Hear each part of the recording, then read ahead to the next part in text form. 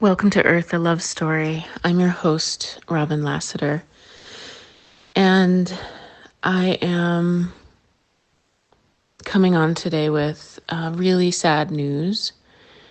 On July 31st, our friend and fellow experiencer, Jim Loki, unexpectedly passed away. And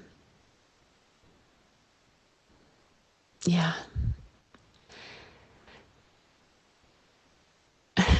words are failing me. It's rough, and I miss him very much. And I am so grateful for his friendship and for his generosity in sharing his stories with all of us. I'm reissuing both of his episodes in his honor.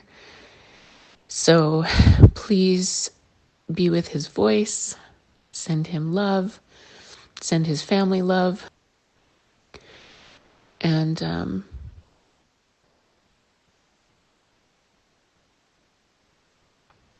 yeah, thinking of all the words that I can say and they all fall short. So that's it. Please be with our friend and fellow experiencer, Jim Loki.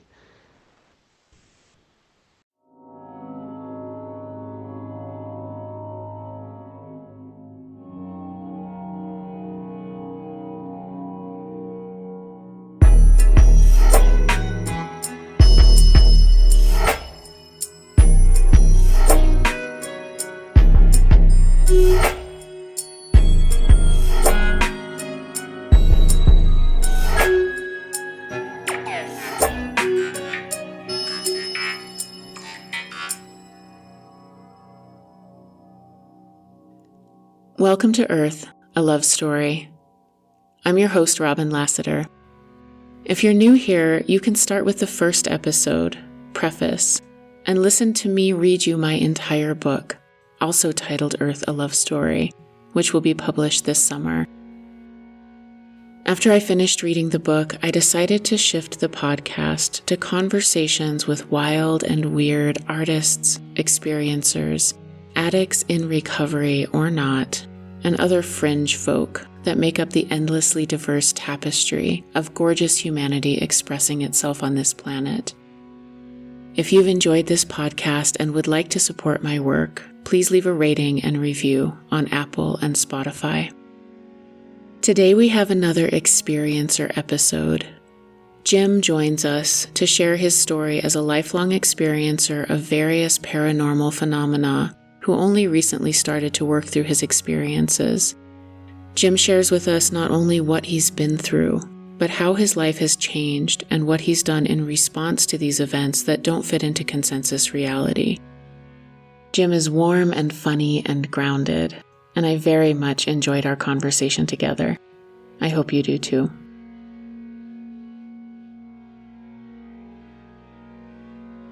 So I thought, when you said what the format would be, that I would try to focus more on not what happened, but how I felt, and tell it in a Tarantino-esque start in the middle, go back to the beginning, work back to the end, and then the ultra-violent climax. Oh, so, goody. That's, barring the ultraviolet climax, that's my book. You know, I started it like 3/4 the way through and then went back to the beginning and then caught up with myself at like chapter 10 and then finished the story. So I get it. Yeah. And that makes sense because you kind of figure out your shit in the middle. Right. You know, and there's just, 18 plus years of what is this? Right. And then your life keeps going. So once you sort of get the narrative and make sense of it, it doesn't stop happening. And so then the story sort of continues from there. Right. Yeah, brilliant. That makes sense to me. I thought a good place to start was senior year of high school prom weekend.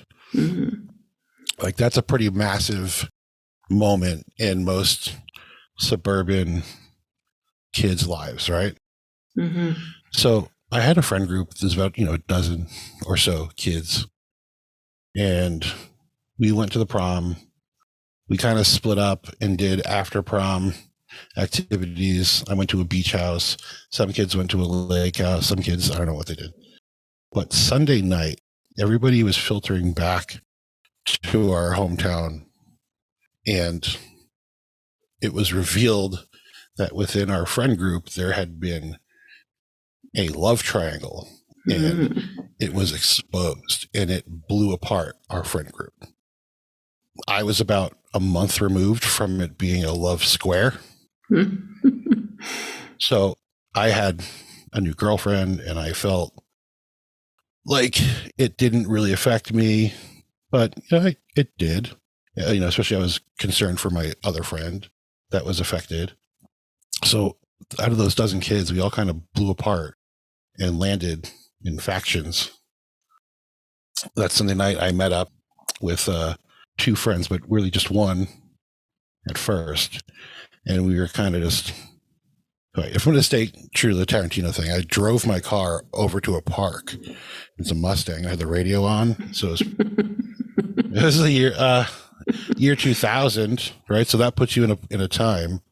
So Incubus or something like that must have been on the radio. So I pulled up to a park at dusk and we were going to hang out on a playground structure after dark like suburban kids do.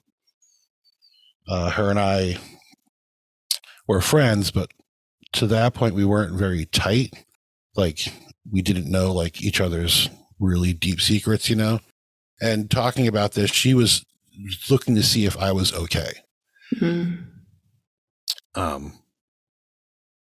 We talked about what happened and kind of got to the point where it just was quiet. Feeling like totally safe with her, like realizing that she's like textbook ride or die, like she would kill somebody if they did me wrong. I felt totally open and trusted her. I asked her, I was like, hey, can I ask you something or just kind of tell you something kind of weird? She's like, yeah, dude, what? And I was like, this sounds crazy, but I think since I was a little kid, aliens have been fucking with me. And I remember kind of getting that feeling in my stomach, oh fuck, I just exposed myself as a fucking lunatic. And she was like, dude, that's not crazy. She's like, do you want to talk about it? And I was surprised. I was like, wow, yeah. Yeah. And I had never talked about it. I had never mentioned it to anybody. I never even confronted that being a truth up to that point. So I think naturally we just started talking about some of the memories that I had as a really young kid and how weird they were. A lot of the emotions that I've had as an experiencer from the beginning is fear and confusion, right? And that just breeds more fear when you don't understand what's going on and feeling powerless. The earliest memory is from the crib. I remember standing up. It was nighttime. I shared a room with my mom, standing up in the crib, looking over to her side of the room. She was not in the room, but in the room above her bed on the wall, about 3/4 of the way up, I saw what I perceived as a 1.5-year-old, maybe 2-year-old, the moon on the wall. It was just a pale white light and I was transfixed on it. I didn't know what it was. I thought it was the moon, and that the memory is the moon on the wall. As I got older and I thought about it more, I still don't know what it is or what it was. I wonder sometimes if it wasn't 2-dimensional, if it was actually an orb, because that's common. I didn't know if it was a portal. It may have been not a portal anywhere other than the other side of the wall. And I say that because skipping ahead 6 years, I had weird dreams. You know, you could explain them as just, childhood nightmares, but they stuck with me, and I still remember them. There's quite a few. To go through them quickly, there was one where I was above, and it sounds like being out of body now, but I was above looking down at a big room full of people, adults. My mom was one of them. And there was a person that was kind of leading them around this room and through a doorway. And they were moving like robotically, like they weren't reacting. And I remember like kind of trying to get my mom's attention, and I couldn't. There was something that they were giving to the people. Like to me, it looked like a cracker, and it would make them turn into what I thought were actual robots.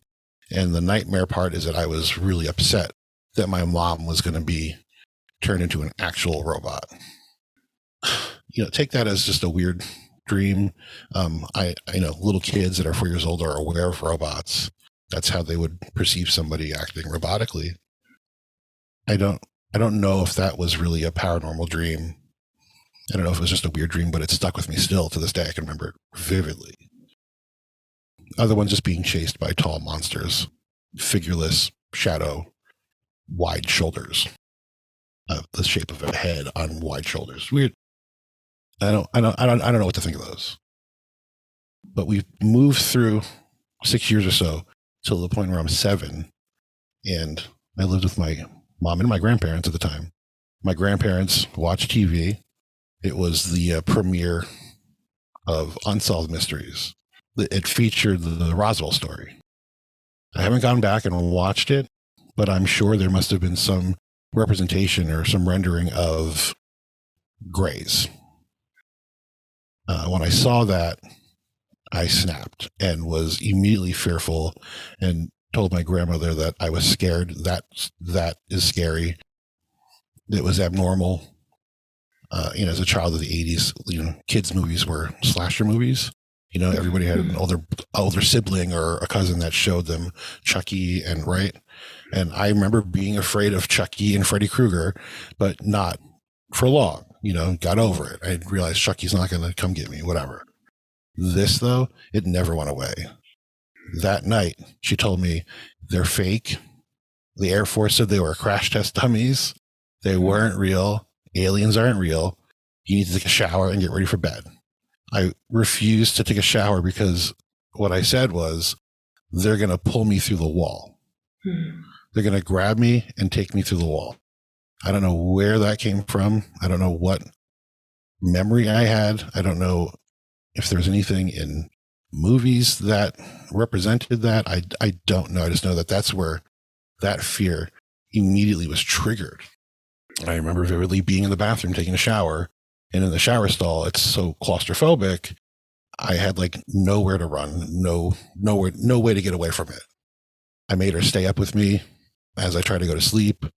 I woke up, saw she wasn't there, like raised a fit.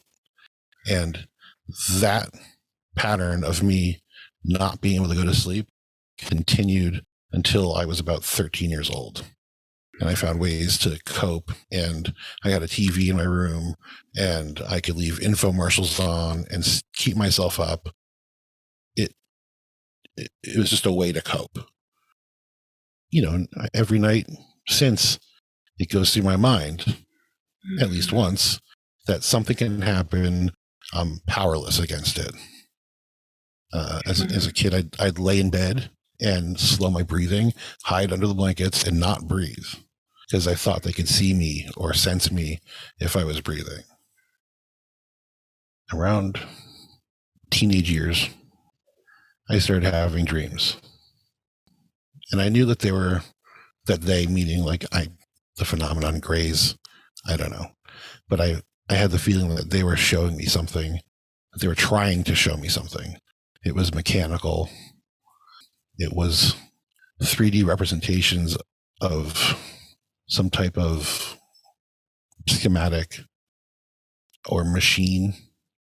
It was very simple, but I couldn't understand what they were trying to show me.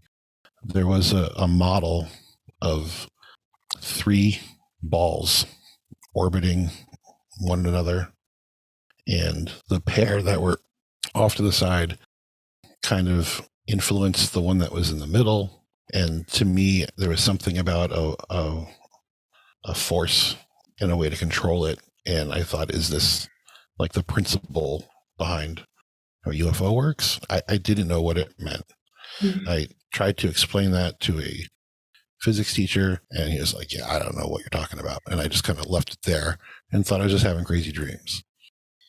I did wake up from some dreams and was drawn to the window, and I would see lights in the sky. I remember one time I fell asleep right after school and woke up while it was still daylight and went to the window and saw a like rectangular vertical looking craft over my neighbor's house. I had a few instances around that time of what's called sleep paralysis. Somehow my window would be open and I could see my curtains blowing. You know, I'm looking around with my eyeballs, not moving my head. I had been in an art program at the time. I would draw and paint and everything. I had a drafting table right beside my bed with an articulated lamp. You know, when I explain this, it's the kind of lamp from the Pixar. All right. So when this happened, it was at least 3 or 4 years before Pixar. So I know that didn't influence me, but the first time I saw a Pixar movie, I kind of said, I was like, that thing is fucked up. Mm-hmm. Because that's how my articulated lamp looked at me. It just, you know, raised itself up, and then the cone of the lampshade just looked at me and got in my face. And it was horrifying. So what I'm getting at is that just a lot of weird things happened. I wasn't so lucky to have an alien show up and say, this is what we're doing. I need you to do this. It was just weird, horrifying things. In the teenage years, started peppering in the ghosty poltergeist kind of things that always had some level of deniability to them. Like maybe I just heard something, maybe it was in my head. That goes for all of these things. I always have that. Maybe I imagined it, maybe it was in my head, maybe I dreamt it, maybe it's not real. But with this ghost stuff, it was always, maybe I didn't hear that, maybe I didn't see that, until I was home alone one night and I grilled a steak and I used a big knife in the kitchen to kind of cut it up. And I left the knife on the stove and walked through the dining room into a living room, sat and ate, watched TV. When I went back to the kitchen to put my plate in the sink, that knife was in a potted plant in the dining room that I had walked through. And I was like, all right. I just had the feeling like, okay, everything leading up to this that I was just saying like, oh, this is bullshit. It's like it was saying like explain this. Mm-hmm. I had that feeling of like, explain this. And it was intimidating. It was a knife. It was sticking out of the plant, straight up out of the dirt. So I grabbed it and I kind of said something to the effect of like, go fuck yourself. Right. And threw it in the sink. And then, tough guy, I retreated to the front porch and called my grandma to talk about baseball or something, because it was on TV at the time. But I was scared. I was shook. Somewhere around my early 20s, like college age, it just stopped. I'd still think about it occasionally, but it had been so long since I had any type of weird experience that life just kind of went to normal. And I kind of just like made it even more clear to me that was all just BS, that all didn't happen. And maybe I was just a weird kid that thought I was seeing ghosts and aliens. I had built out a studio or helped two friends build out a studio in one of the friends' basement. It was a lot of fun. I was in this basement for hundreds of hours with other kids recording projects, actually building it. There's 2 isolation rooms, a main room, a live room rather, and a control room. I picked out the paint colors. It was very fun. I was happy down there. I knew his parents very well. I was really comfortable in this house. What I'm getting to is that one night when I was left alone in that house, coiling up cables, because everybody had either gone home or my friend was taking his girlfriend home and coming back, I had a really frightening experience being in that basement. I was standing in front of my amplifier and I was coiling up some cables, and immediately over my shoulder there was a storage room that didn't have a door on it yet and was dark, and I felt something from that part of the room just on me, just like I was prey. And I stopped, and the hair raised on my neck and arms, and I heard the cliche, "Get out." But it wasn't that clear. It was like, "Go away, get out," angrily all at once. So I, still feeling like I was locked in the gaze of a predator, I slowly put the cable down on top of my amplifier and said out loud, "Okay." And I purposely kept my hands out in front of me and took slow steps, because I felt as if I just booked it up the stairs, it would just trigger that predator chase reaction. And I wouldn't be able to outrun it. So I slowly and calmly, with my hands out in front of me, walked up the stairs, creaky ass old stairs, until I got to a mud room that connected to the kitchen, and I could see through the house the front door.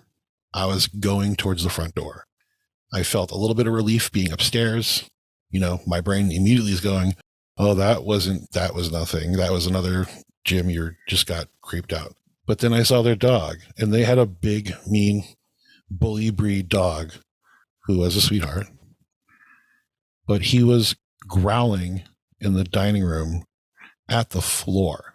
He was looking through the floor to where that storage room was. And I said the dog's name, and I was like, come on, like, let's go. And him and I sat in the front yard until my friend came home.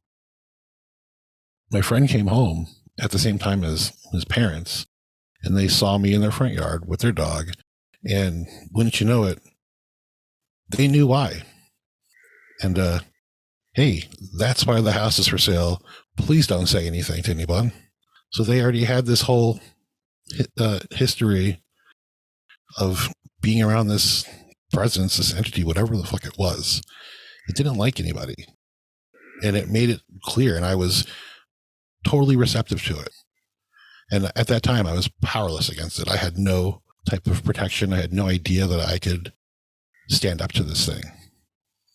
I was a squirrel, and it was a Bengal tiger. So they kind of reintroduced me to the idea of paranormal experiences.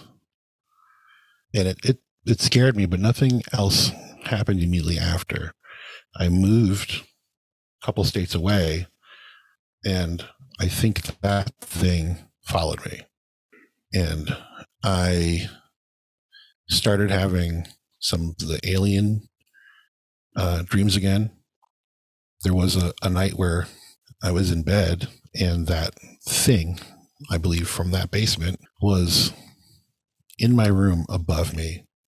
I could see it. It was, my entire ceiling was blackness, and it was dripping in like a if you like melted the ceiling and it just came down in one bulb. It just came down right to my head, and it was putting pressure on my head. If you like strain your jaw, you can kind of make like this like bass rumble in your ears. And that was all I could hear. That's all that was like happening, was I just felt this pressure on my ears. And it forced me to confront it. It's funny now, as I'm telling the story, I'm thinking about it. I think that may have been the purpose. I don't know. It's weird, but I confronted it, in my own way by out yelling it, by being louder and telling it to fuck off. And that thing retreated and it left me alone. But it never really went away. It just left me alone. At that same time, the neighbors that I had, we were in a duplex. Their young daughter started having night terrors, which is common. But when I see it line up with my experiences, I kind of felt like that had something to do with it. The alien dreams were still present. I got to the point when I was about 27 years old, 25 maybe, where the idea of confrontation, I felt like that was my out. I felt like I had learned. I had figured out on my own this way to put myself in a protective bubble. And it's funny, like I tell it now, when they made the Peter Jackson made the newer Hobbit movies around that time, Gandalf fights the necromancer in Dol Guldur, and he's like in a white bubble. And I remember being like, yes, he knows that. And I was like telling my wife, I'm like, he knows that. That's my trick. I do that. It's like, fuck yeah, again. Yeah, cool. So I was very into this idea of confronting the phenomenon. And I would go for walks at night and say, like, come at me, bro. Like, show yourself. What is this? Like, what's your fucking deal? Why? And enough of that. And I think it happened. I woke up. I was alone. My wife was sleeping on the couch for no good reason. We didn't fight or anything. She just sometimes slept on the couch. But I was alone. Woke up. Was drawn to the window.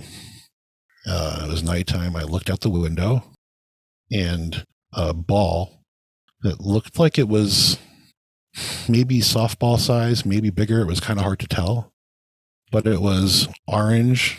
It was pale. It looked fuzzy, and it was lit from inside, and it moved very much like a bubble, like soap bubbles. It kind of drifted one way, would stop, kind of descended one way, stop again. It meandered. I kind of got the feeling that it wasn't threatening, but it went from above my neighbor's house to the tree outside my window, and then settled. Like, I don't remember really if it settled in the grass or if it just disappeared before landing in the grass outside my window. But as it did, I heard in my head, and it wasn't my inside voice.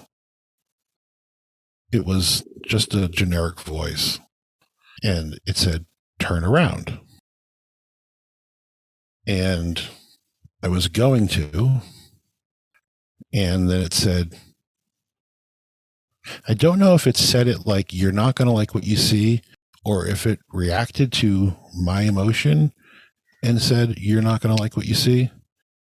But in that moment, I was turning around to my right side, I think instinctually, because my dominant hand is the left. And I was balling up my fist and was going to take a swing at whatever was behind me at that moment. And as I did, when I got my neck around to see what's there, swinging, I saw a torso that was shoulders, arms, torso, a brown or orange kind of color, a tight, I don't know if it was skin or some outfit, but it was like brown or orange in color. And that was in the darkness of like the light pollution, ambient light that you get in a city. And it wasn't fully like there. It was like out of phase. It was kind of fuzzy and transparent. And I swung through nothing. And just as I was being put out. And right before I went out, I heard all at once, "You're done," or "It's done," something to the effect of this is done. And woke up the next morning sideways in bed. My TV was on. I didn't go to sleep with it on. I was always a early riser. It was 10:30 in the morning, and I felt like junk. And I woke up with the same "You're done, it's done" in my head from the night. And it was like a good 10 years went by. I remember during that time or shortly thereafter, Googling anything I could to see if anybody else was still having these things. I read a lot about like the mid 80s, early 90s abductee spree, or whatever you want to call it, around the, lower part of New York to New Jersey, UFO flap. I found some more information about it. Was really the first time I started researching. Before that, it was way too much fear. For instance, when Fire in the Sky came out, hell no. Even knowing today that like that wasn't Travis Walton's actual experience, the idea of that and seeing that, I remember maybe watching it on HBO after a while, and just the scenes of him losing his shit under a kitchen table was like, no, can't do this. I stayed away from it. Whitley Strieber, I'm sure he's a nice guy, but man, that book cover, and it was on every end cap in Walden Books or whatever the bookstores were in the 90s. It was always there, and it would scare the crap out of me. So I had never researched, I'd never really looked into it until the, early 2010s maybe. And there's still, I don't think there was a lot to go on then. There was, I remember being captivated by Project Serpo, but never thinking it was real. So there was a lot of make-believe. There was a lot of fantasy. There were some cool Coast to Coast AM episodes you could find, but even then I felt like the majority of that was entertaining at most. That 10 or so years of quiet stopped. And when it came back, the experiences were much more vivid and much more wild and urgent, I think, is a good way to put it. Different, I guess it's like modes of contact now is the way to put it.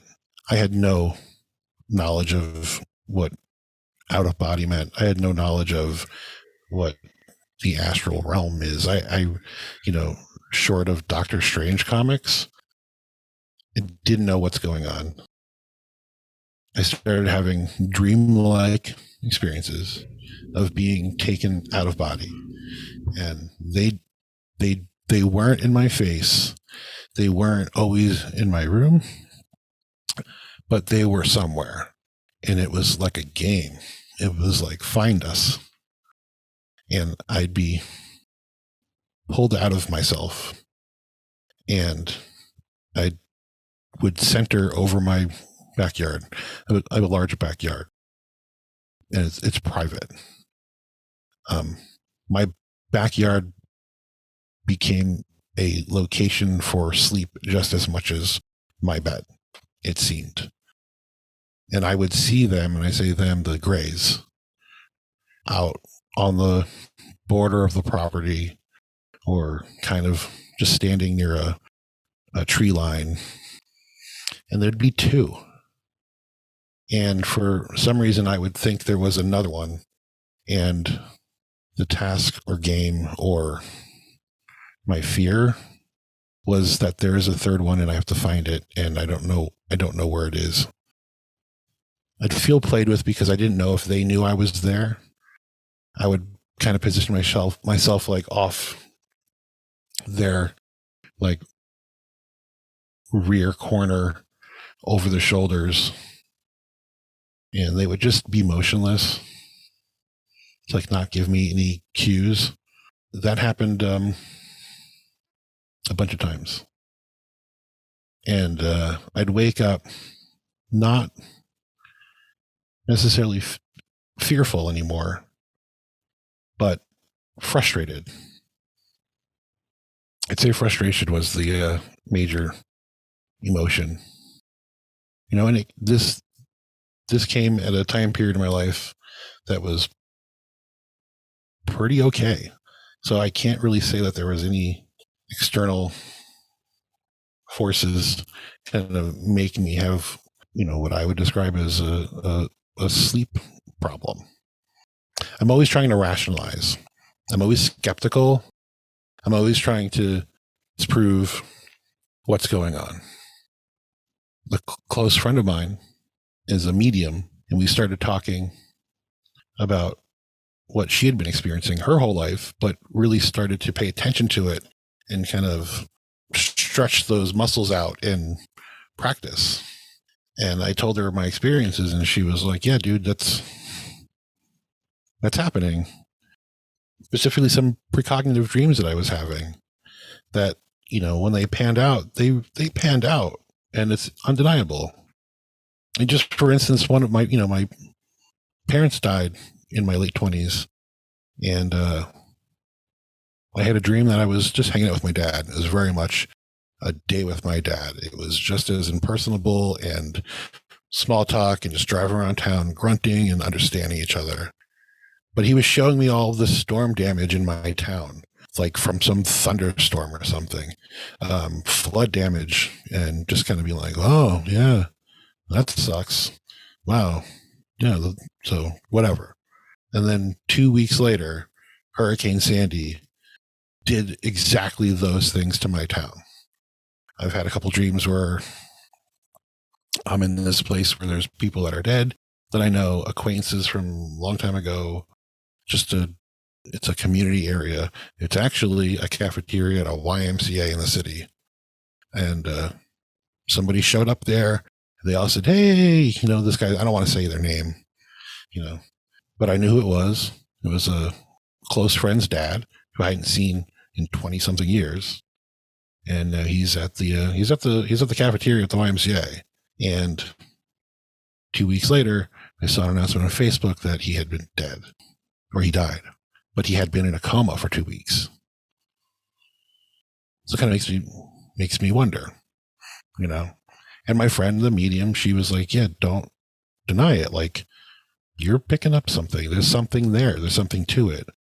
And then I started to kind of be honest with myself and not default skeptical. This can't be. I think I was doing that as like a tool with self-preservation to not completely lose my shit. But I didn't. I didn't lose my shit. I started looking back at things, but still had like no idea what was going on. So now, to cap off the Quentin Tarantino experience, it's pandemic time. I'm driving around looking for used bookstores, Goodwill, anywhere I can find piles of used vinyl from estate sales. That became one of my pandemic hobbies. I threw on a podcast and just typed in UFO and just started kind of thumbing through, not really being into any of the imagery or titles. I started seeing some like familiar, like famous stories, and I was like, nothing great. I stopped at something that must have said experiencer, something along those lines. I didn't know what experiencer referred to at that point. I listened to the podcast, and wouldn't you know it, Robin Lassiter was a guest. So as Robin's telling her story, I'm saying to myself, holy shit, there's so many little nuanced, detailed things, just enough to make me think, are we in the same program? Whatever it was, is this like, wait a minute. What is this? I pulled over into a mall parking garage because I like to sit there. Up in the mall parking garage, I can see the horizon. That's another coping mechanism. I need to get somewhere high and see the horizon, or I need to be at a beach and see the horizon, and I can clear my mind. I don't feel confined. I sat in the parking garage, listened to the whole podcast, and at the end, Robin mentioned the experiencer group. So I let that sit for a while because it sounded really dumb. But I was so intrigued by the little details that were triggering that I said, let me take a look. So I did. I joined, I guess, pretty early on in what the experiencer group was. Lurked maybe a couple months. I wanted to make sure that it wasn't a cult. And I still do. Because I think the famous last words of a cult member are, it's not a cult. There's no way. This is too good. Right? Whether or not it's a cult, it has given me so much context, and it's given me such a place to share and receive other people's shares that it has just given me a bigger picture. So, right, the root of the fear is the powerlessness and the unknown. I've gotten to a place where it's hard to just explain because it was an evolution, and I think you have to live it to evolve that way.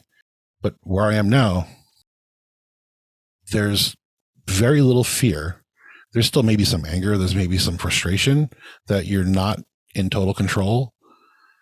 But I see what it's done to me, and I see that the change in me, in my personality, and in how my worldview over the years, who I am, is a result of this, of whatever the phenomenon's doing. And I stopped caring about what the phenomenon even is. I only look at how it's changed me. And I think it's changed me for the better. So ultimately, that's how I deal. Yes, weird things still happen, but I think I'd be pretty bummed if they didn't at this point. I think that would suck. I think we have an arrangement between myself and the phenomenon. I think I tolerate it. I fall back on an analogy that I use all the time. I have 2 cats. Well, they died. Sorry to bum everybody out. But let's say I still have 2 cats for the sake of this. One of them, when we bring them to the vet or to the groomer, is a big Maine Coon mix, double pod. She's great. Jupiter. The groomer, the vet, whoever, when I go to pick her up, she's not even in her carrier. She is out and about, just chilling on the floor, chilling on a piece of furniture. And they all say, we love Jupiter. She's the best. She lets us groom her. She doesn't care. She's so great. Isn't she great? Yes.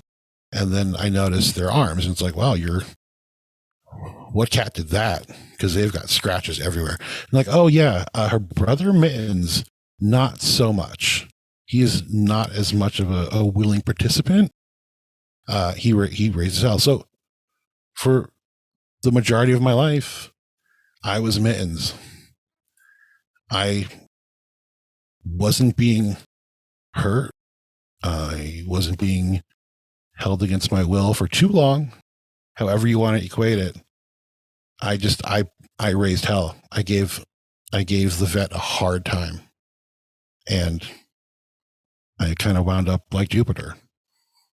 I'm sure she doesn't like it, but she tolerates it, and she's better off for it. So here we are. Oh, thank you so much. I have so much. I don't know. I think you know this. Anytime I hear an experiencer, there are so many little things just all the time, that resonate.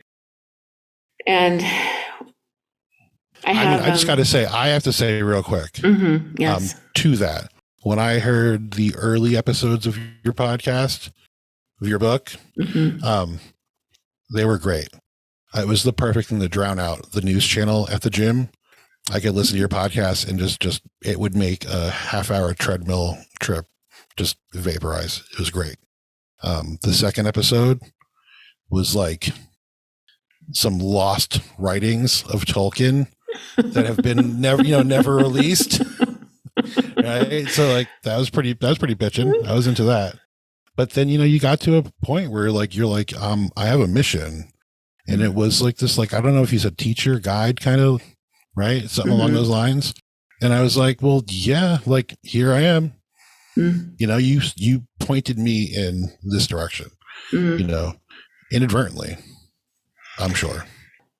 I was pointed in this direction, doing exactly what you did, going through and looking for a podcast. I don't even remember. I truly can't remember how I stumbled on Stuart Davis's podcast, but it was a similar experience. I was like, holy shit, these people are talking about my life. And I didn't even know it was a thing. I had no idea it existed. Yeah, it's weird. And it's almost, I think of it, I really do. It's like a switch was flicked on. It's like dealing with it the whole life, my whole life, your whole life. And then all of a sudden there's this activation sort of thing.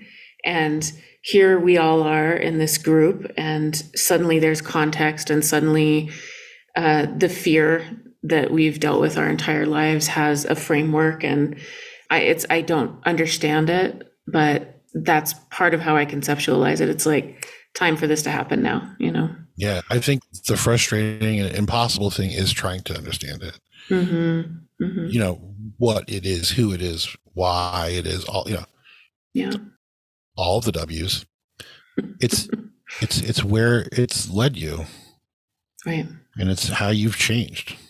I don't know if it's something that's preparing us for whatever major event, is prophesized by every, religion out there, or if it's really just to make us all less of a dick,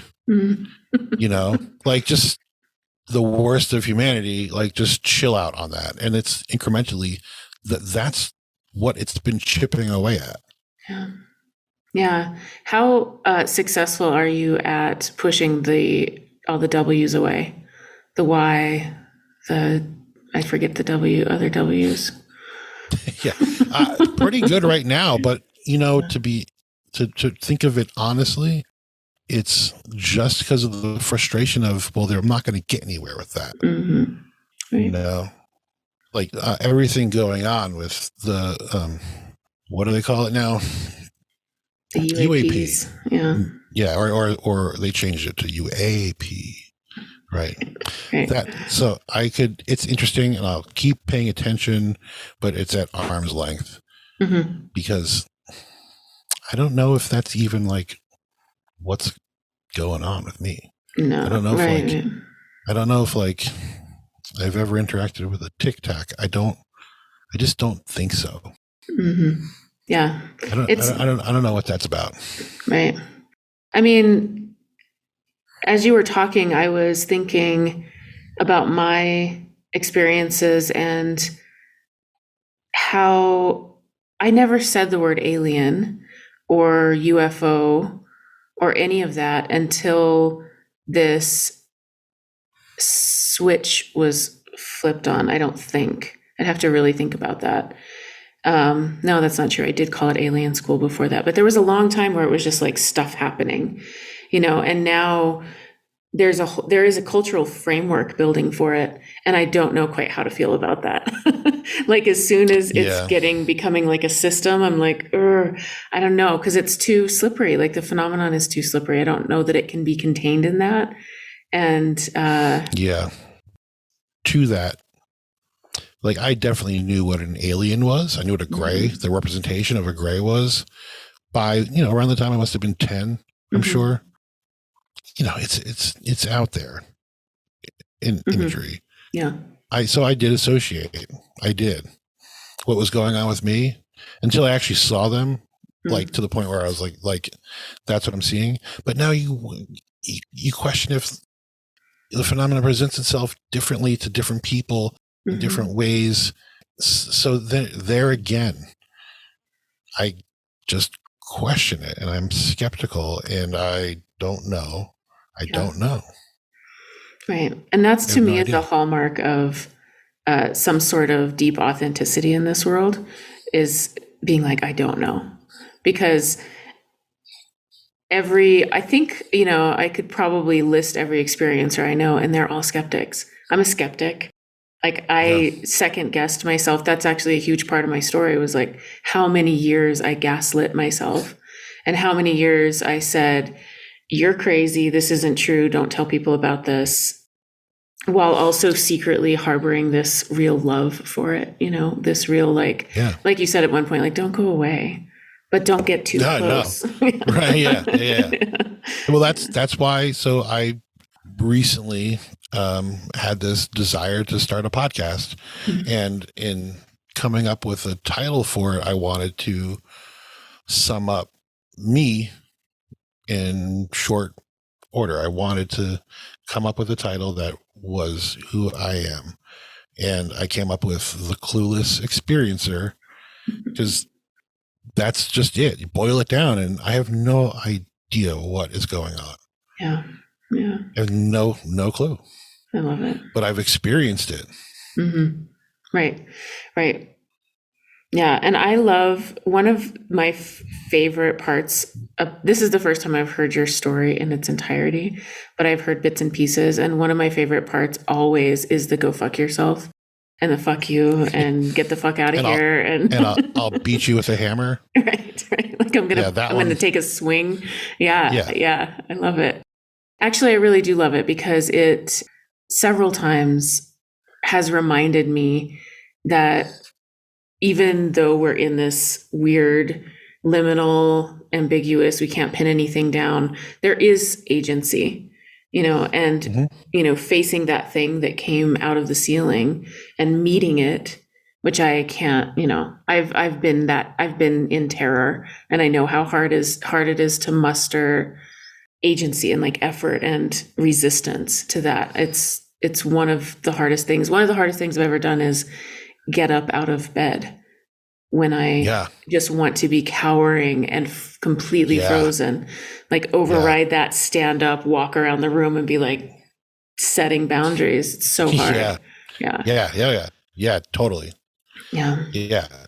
That statement hit so hard that I'm speechless right now. I just forgot where we were going in this conversation.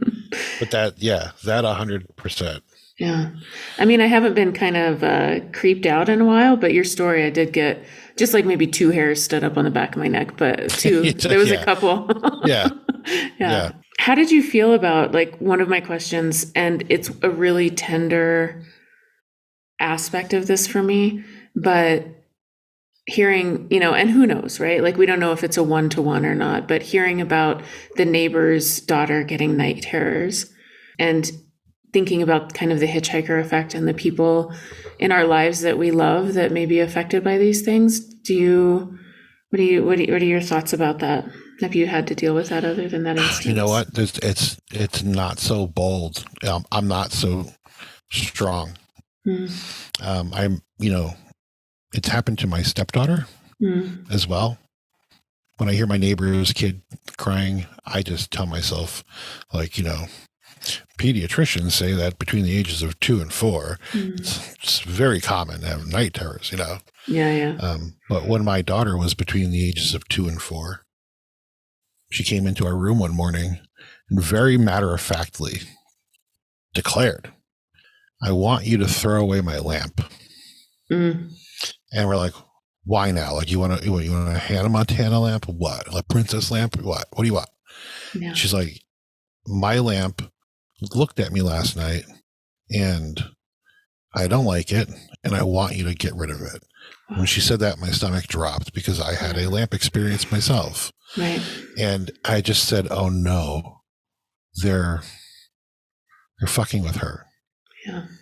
And I stopped thinking about it and I put it out of my mind because I thought maybe I influenced that by considering it. Right. And I wanted to protect her. And then I was afraid. So I just was like, put it out of mind. Another time, shortly after that, same thing. In the morning, she came into her room and she said, "The mushrooms came into my room last night and they looked at me and they look at me like this." And she opened her eyes really wide and tightened her lips and just made a gray face, right? The classic, the Whitley Strieber book cover, right? Okay. So that traumatized us all. She did that. Yeah, she did that. And then I started thinking on it. And it was the last time she said it, though. There's nothing after that. And I thought, they must be checking her out. You know, a lot of people speculate about genetics and families being linked together with experiences. She wasn't my biological kid. So I think they were just like, what's this unsanctioned kid doing here? And they're just checking her out. She has no memory of it. There's nothing. So it didn't continue. It started and stopped right there. Yeah. And that's just what I speculate. Yeah. Is they were just checking on things. My biological daughter, there's no other way to put it. She's where I'm trying to get to, and then another step. She's so chill about this stuff. She's had a lot of paranormal stuff, but she wouldn't even consider it that. She just tells me about the dreams she has, and she has no fear of it. Wow. That's a blessing. Yeah. So just take it exactly as that, as a blessing, that it's just something that is happening and she's okay with it. It's a tough part of it for me because I have had a few experiences that involve family and loved ones, and I don't know what to do with it. And and there's not anything, I mean, what you said kind of at the beginning about contextualizing, like, here's the experiences, but what is really interesting and important, not that they aren't interesting and important, but what you did with them, like how we cope and also how it has changed us. And I can't help but ask, I know it's kind of the opposite of what you've said, like, you know, you kind of give up on trying to understand what this is about. But I do wonder, like, do you feel like I'll tell you my sort of cosmology that I've put this in, and if you have one as well. Go ahead. Yeah, like there's, you know, the Fae, and there's elemental beings, and there's poltergeist activity, and there's ETs, and there's extra dimensional stuff, and there's all of the parts and pieces and chaos inside my own psyche. And there's everybody on Earth, and there's collectives. And so in my cosmology, there's all of that. It's not just like one thing. And I think some of it's local. I think some of it's from elsewhere. So I wonder if you have some sort of, like, I'm curious about your worldview. Oh, I can sum it up real quick. Ignorance is bliss. I don't know shit about any of that. None. I didn't have the benefit of growing up in the Shire. I grew up in a real life Bruce Springsteen song. my worldview, I grew up in the setting of the movie The Deer Hunter. Okay. Right. It was old church ladies. It was bikers. It was very much that. Mm-hmm. Nobody was talking about any of those things. My religious upbringing was Christian to a point. I didn't do well in Sunday school. I didn't get through the first day. I was disruptive in that, you know, like you have little kids do like exercises to focus them and get them settled, and it's fun, and then it's not sit down and listen, right? So that exercise in the beginning, the first day of Sunday school, was reach up and grab a cloud and bring it down and hold it in your hands. And I was like, whoa. You can't do that. Clouds are clouds. You can't hold it. You know, it's like I'll suspend disbelief and say I could reach one. It's fine. We're exercising. But like, you can't hold the cloud. You can't do it. And they told my mom that, like, this isn't going to work out. So I joined my grandmother, who was the organist.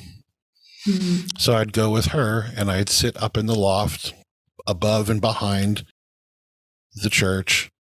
And I didn't buy it because I felt like I was behind the curtain and I saw the gimmick. Mm-hmm. And I knew how the scam worked. Yeah. I don't know why I was like thinking I was being scammed, but it wasn't for me. I wasn't a part of that. Mm-hmm. And I decided that early. So there was no spirituality in my life. I didn't realize my parents were as spiritual as they were until I was older, because I didn't even recognize it. Mm. So I had no connection. My worldview was very much the material things that were around me and the rat race of mm-hmm. living in New Jersey. I wasn't good at sports. I didn't have like parents that could set me up with a job, and I just needed to be like funny to survive and kind of carve out a place. That's really important in that part of the world, is to be able to, make fun and laugh at yourself even, Yeah. So that might turn into like some degree of cynicism. So there just was no room for anything that wasn't clearly made for entertainment, which I dug. Yeah. And how has that worldview shifted? You mentioned, that it did, changed your worldview. Yeah.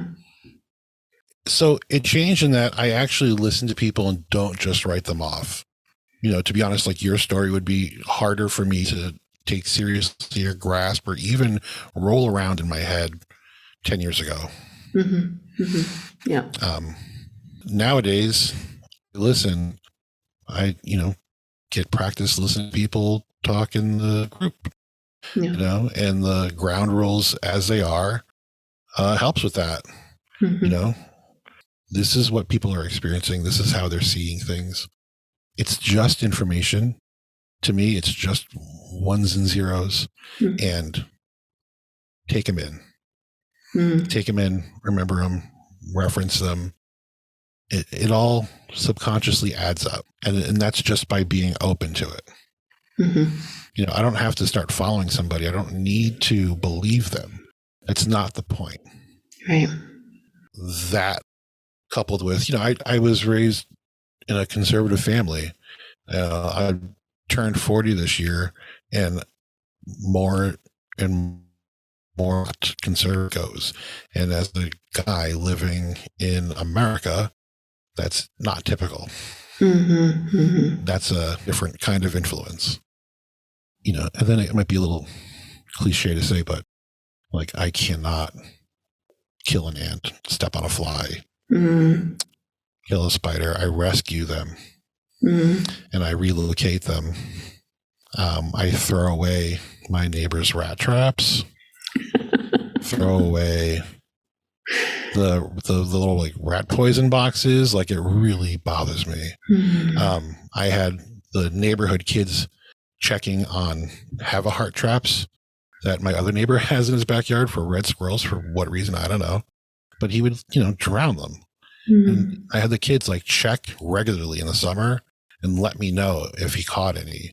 And then I'd go over and let him go. Wow. Because it's the idea of something being killed in that way, uselessly and unnecessarily, hurts. Yeah. Yep. I don't understand why that's different. I would have just said that guy's nuts, and just left it at that. Yeah. Like, that guy over there, watch out. He likes killing things. Right. Now it's like, I can't live in the same world. Wow. And that's like an extreme kind of silly example, but that's what I chalk that up to. Yeah. That's how much change there's been. Right. No, I don't think it's I don't think it's a silly example, because as you're talking, I'm thinking about, which you can't quite see, but when I built this dome and I was stuccoing the inside, there were 2 paper wasp nests, and they hung out with me all summer, and they were in between the bricks, and all I would have had to done was just stucco over the top of them. They just would have been entombed.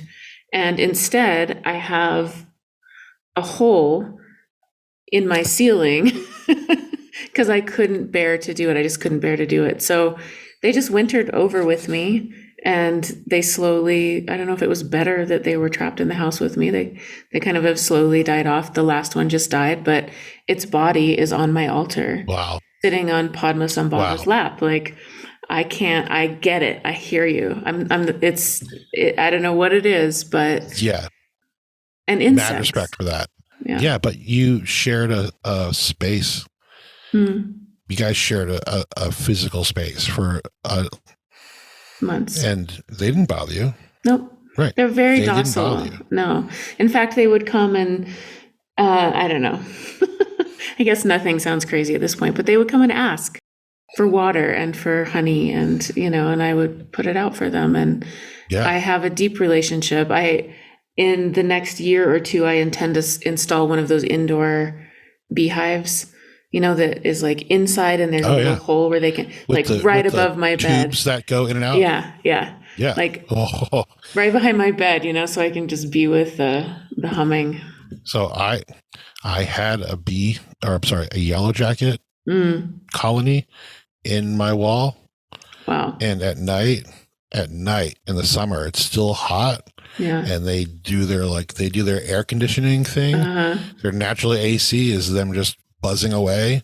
Yeah. And that is really scary. Scary.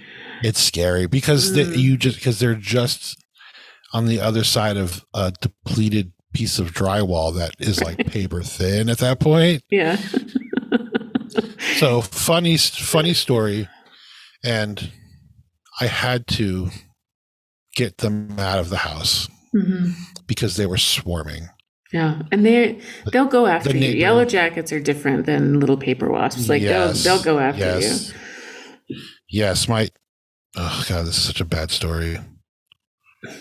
But I think we're too far into it. My neighbors saw the yellow jackets coming out by their porch. So they called an exterminator and they sprayed. They retreated to my side and they found a hole that was in my ceiling from a hanging plant. And the thing is that when they retreat, the poison, they look for daylight. So they found daylight. So they started coming through the ceiling. So I was at work and I told my son, he's like, the house is filling up with bees. My wife called me. She's like, the house is full of bees. You need to come home right now. So I told my son, I was like, dude, get the vacuum, take the hose and stand there and hold it right over the hole. Yeah. And I said, they will not get out of the way of the vacuum.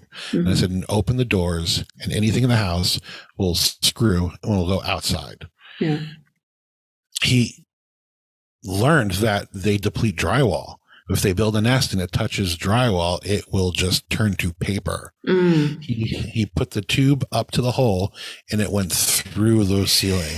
Oh my God. And thousands of yellow jackets poured into the house. Yeah. So it was bad. It was very bad. I filled up 2 vacuums. Wow. Yeah. It was intense. But they're in a better place. And I say, I'm grateful that they chose my house. I'm trying to figure out what lesson that was. Right. How long ago was that? 5 or 7 years. It was before my awakening. Yeah. Okay. Yeah. We'll leave it there. But I put it out there to the universe that I don't want them to come back. Right. And they haven't. Good. Yeah. So yeah, that's a different situation than my couple little paper wasps that are so docile. But it's weird that it's weird though that like now I do feel like I feel bad that happened. And you know what I learned is that this is very much your previous podcast. I forgot the guest's name. Great voice. Was it Yoni? Yes. Yeah. He's great. Such a great voice. He and you were talking about getting through to the afterlife and hell and having to, the thing about reliving your life flashing before your eyes. Yeah. And how like the purpose is that you need to feel what you need to feel. You need to go back and process things that you hadn't processed. Right. And maybe people that you hurt, people that hurt you. Wouldn't you know, I got right on Instagram and DM'd my ex-girlfriend from 20 years ago and was like, I'm like, listen, we're cool. Because she had sent me something a while back and I totally ignored it. She was like appreciative of me being there during a certain time that was very difficult. And I saw that and I was just like, fuck this. Right. Yeah. I wasn't being honest with myself. And I did reach out and she was like, wow, I really appreciate that. That's cool. Good on you. Like we're both not thinking negative thoughts. And the best part is now when I die, I don't have to relive that relationship. Oh my God. Yeah. That is amazing. That's amazing. It's totally resolved. And I can get to Valhalla much quicker or wherever. Right. Oh my God. The next life. Yeah. That's amazing. I love that. Because I've had that. I mean, you heard the podcast. I've had the experience. It's like, feel it now as deep as we can. And let's not have deathbed regrets if possible. I think it does make hell shorter. Wow. Yoni's going to be so excited to hear that. Because that's amazing. I have a big question. First of all, I have 2 things to say just in response to your whole story. Then I have a really big off the wall question for you that's kind of putting you on the spot. And goody. We can cut it out if you're like, no, I don't want to talk about it. One of the things I want to say is just to note the dream about the cafeteria and the dead, right? Yeah. I mean, I just want to put out there that like cafeterias, bus stations, the post office, like these are places that I've dreamed of the dead. And I don't know what that is, but that sort of limbo gathering space of some kind where people come and go from. So when you said cafeteria, that's what it made me think of. It's like, oh, this is one of those places. All right. Do you want to know why I think that's my place? Yes, I do. I think because I've thought about it a lot. Now, I learned how to swim at the YMCA in Perth Amboy, New Jersey. It was ancient. The pool was, I think, underground. There were no windows, right? There was like an old brass bar that went around it. And anyway, I was there in preschool. It was part of my preschool program that we went there to learn how to swim. So I was very young. I shared that space with very old naked guys in the locker room. And I think that that association is being young and very old. And that there's there's, even though you're on opposite ends of a lifetime, they're holding hands on the other side. Yeah. Okay. That's why I think I'm in the cafeteria at the YMCA. When you interact with the dead. Yeah, makes sense. The other one, it's a silly thing, but it's just one of those little things that happened today, is I was telling someone about how I had a little moment that I've had many times. And I'm understanding now that it's sort of a kind of mellow kind of trauma response. But when things get uncomfortable or I start to feel kind of sticky or itchy, I just want to go. I want to get in my truck and go camping and go out into the middle of nowhere, which I do. And now I'm understanding that it's just like this reaction to want to go. And I was talking about how I like to go to this specific place that's in the Comanche National Grasslands, and it is just a high point. And I like to go and camp there because I can see the horizon 360 degrees around me. And I was, I think that's the first time that I ever expressed that, was earlier today. And so hearing you describe the same thing of sort of like, I just want to see everything. Yeah, it was interesting. Yeah, I declared that to myself recently. I think after a trip to the high desert in California, I was like, I need to be somewhere where the horizon is accessible. Yeah. Because living in the Northeast, the hills are old and flattened, and the horizon is your neighbor's maple tree. Even like I work on the third floor of a building, and the horizon is the next parking lot adjacent to that property. Like I need a horizon because I think clearly. I can, and I have a little tiny place on Cape Cod, and it's very near Cape Cod Bay, and it's equally as near to the Sound, to Martha's Vineyard, and it's wide open. Even the beaches are flat. It takes like a mile to get to the water, right? So it's a place to decompress. It's a place where I can find that clarity. So visiting the desert, I was like, I love it here. And others were like, well, it's kind of sucks. It's a desert. And I was like, no, it's beautiful. Right. You could just see afar. This is essential. Distance. Yeah. It's the only thing that exists is the sky and the ground, and you can see all of it. You can see a whole circle if you roll your head around. Yeah. It's amazing. Yeah. And it's quiet. Yeah. All right. Here's my last kind of just throwing it out there question for you. And I'm only asking it because I know a little bit of the story beforehand. But I'm curious how, if you have any thoughts about how the feminine, particularly the divine feminine, fits into the phenomenon, if at all. Yeah. So this is something that I can relate to, because during my teenage years, I had a dream, and it changed me like flipping a switch. And the change that happened was I felt like my earthly trauma had been taken away. And immediately I had empathy. I had appreciation, where before I had like bitterness and jealousy and was very cynical and was pretty mean. When I was 16, I was more than a typical jerk for that age.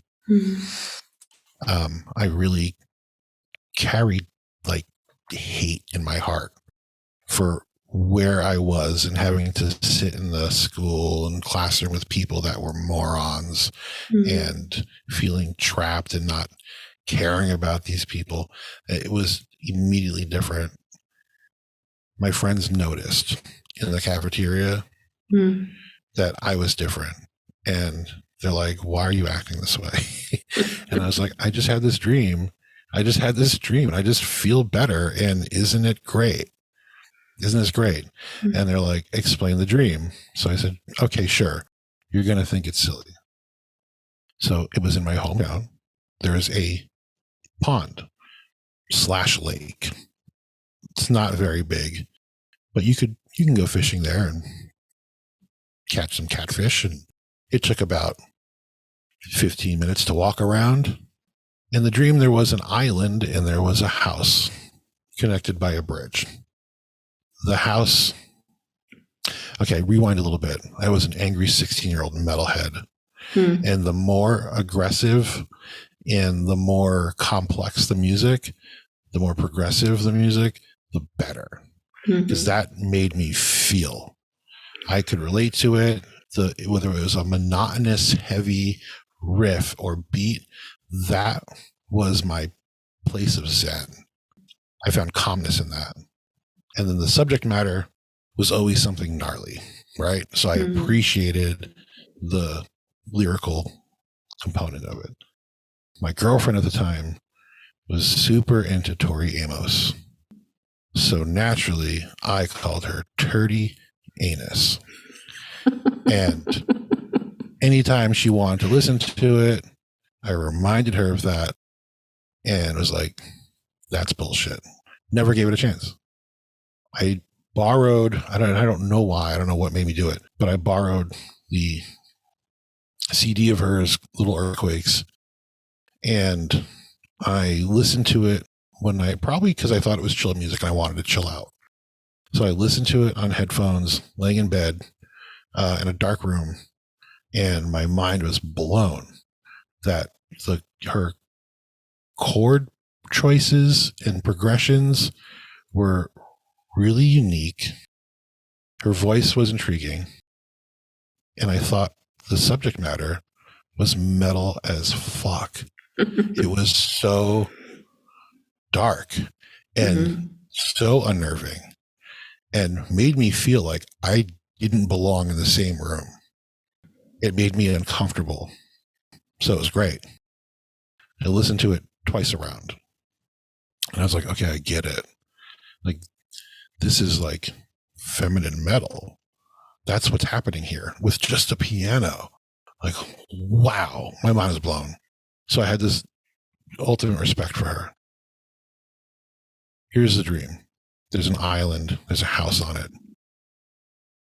with a placard that said, this is the childhood home of Tori Amos. I was like, okay, cool. I'll check it out.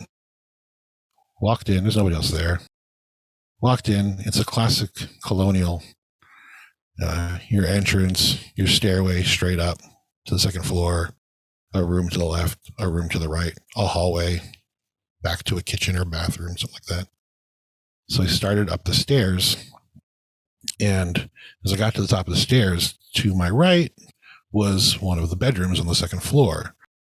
And I knew somebody was in there, and I knew it was her, but it wasn't really her. It was this overwhelming feminine energy. And as I got to the landing, the door was open. I couldn't even look.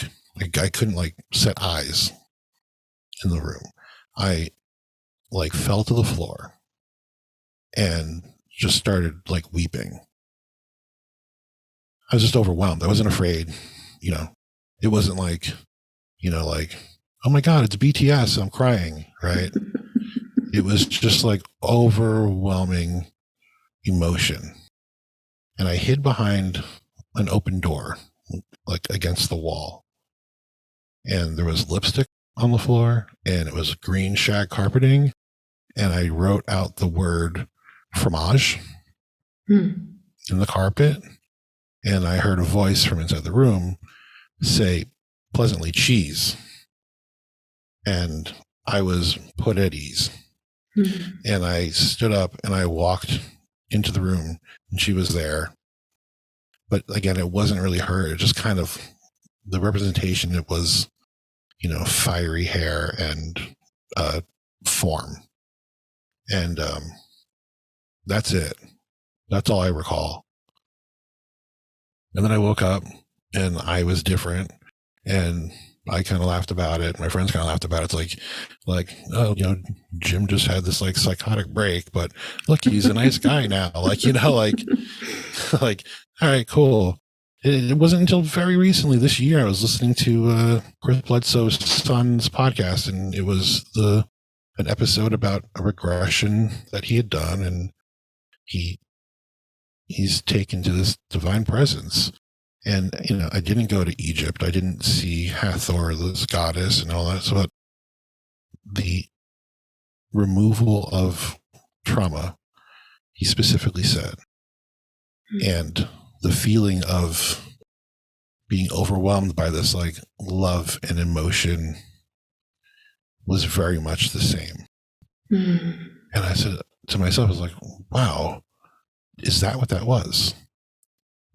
Did I experience that? And now I'm not really read up on it, but I see that it's connected to, like the Lady of the Lake, and again, the imagery of her being in the middle of a lake.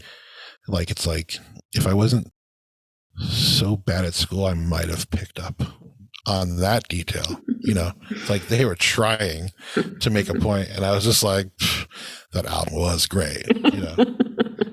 So I thinking of it now, like I think very much that there is this feminine element somehow wrapped up in the phenomenon, which is weird because I don't think there's any type of masculine counterpart that I've seen. Wow. Thank you so much for sharing that. I got chills. I teared up a little. Thank you. Yeah. Yeah, it really was great. And it's kind of cool to think of it in another way other than just like this wacky dream about Tori Amos. Right. Because at face value, that just sounds like, makes no sense. Well, the imagery of the dream, but the profound thing was the change, right? Like that's what gives it the weight, is just that something, just there was a huge shift with it. It was immediate. And I mean, the other fun fact is that I met my wife in a Tori Amos message board. Oh, wow. In the early aughts. You remained a loyal fan. I certainly did. So there was purpose to it. Yeah. I love it. Yeah. Yeah. The goddesses have shown up for me not shown up for me, but like they're here, they're part of this. And it was incredibly unexpected. I really, it's like mantis beings and ETs and all this stuff. And then the goddesses show up, and the feminine, and there's a lot to that I'm still unpacking, but a lot to do with what we've culturally pushed down into kind of the shadow realm, and reckoning with that, and redefining and reintegrating what even the feminine is or means to me has been a huge part of this journey. A like major turning point of this journey for me. It helped me touch the emotions and the grief and rage and things that I had really pushed away. So that's amazing. I love that story so much, and thank you for sharing it. I appreciate it. Oh, thanks for having me. I think about that dream now, and that emotion I felt, even though it was overwhelming, it was so real. Yeah. I've had that feeling again. My wife and I had been going through some real shit in the past couple of years. And I had a dream that her and I left this planet in a brass bubble, and we went to our planet. It was ours. It was very small like the Little Prince small. It was so far away from its star. It was so dimly lit, and it was purple, and the ground was crunchy, but being in that place was home. And I felt that feeling. It was so strong. It was so powerful that when I woke up, I was just saying like, no, like I need to get back. I need to get back to whatever that was. Yeah. That's where I need to be. And it was so hard to wake up and face this reality at that moment because I felt like I had a taste of that other place. It's evoking memories of waking up into this reality from another place that feels like home. It's rough. Yeah, it sucks. Yeah, it does. It does. But there's still a feeling like there's a reason. Yeah. It doesn't feel like I'm being robbed of anything because I feel like that other place is accessible. I just think that it's outside of time. Mm-hmm. You know, it's like things that, you know, I wish I, as a kid, any regrets you have, you know, it's like, well, if I just practiced throwing a fucking baseball 3 hours a day, I could be a pitcher. I'd be on the Yankees and I'd be retired already. Right. I just did that, right? Because that's time lost. Mm. You can't do that. But this feeling of this place feels outside of time. It feels like it's accessible.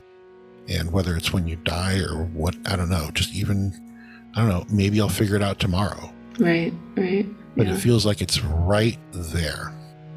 Yes. Yep. Thank you so much, Jim. Thank you. This is great.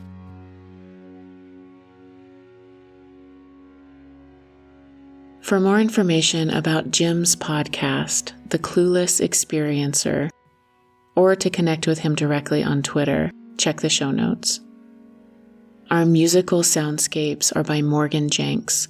You can support his new album on Bandcamp or find out more information at morganjenks.com. And finally, to book a one-on-one session with me or to share your own account, visit honeyheart.org.